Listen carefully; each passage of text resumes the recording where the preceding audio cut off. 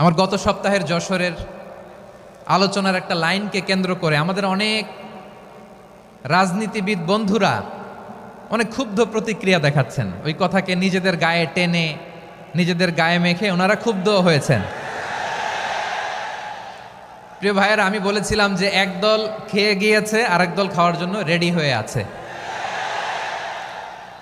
তো এখানে কি আমি কোনো দলের নাম বলেছি? বাংলাদেশে ৪৮টা প্রায় নিবন্ধিত রাজনৈতিক দল, কোনো দলের নাম আমি বলিনি। কথাটাকে আমি জেনারেল রেখেছি। দায়ীদের বৈশিষ্ট্যই এটা, দায়ীরা জেনারেলি কথা বলে, যার যেই মেসেজ নেয়ার তারা সেখান থেকে নিয়ে নেয়।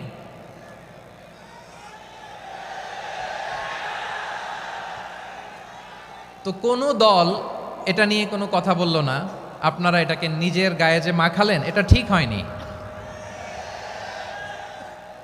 আমি বলবো যে এটা খুবই অনভিপ্রেত হয়েছে। কোনো দলকে টার্গেট করে বা কোনো দলের পক্ষে আমরা কখনো কথা বলি না। আমরা কোরআনের পক্ষে কথা বলি, ইসলামের পক্ষে কথা বলি, ঠিক কিনা বলেন?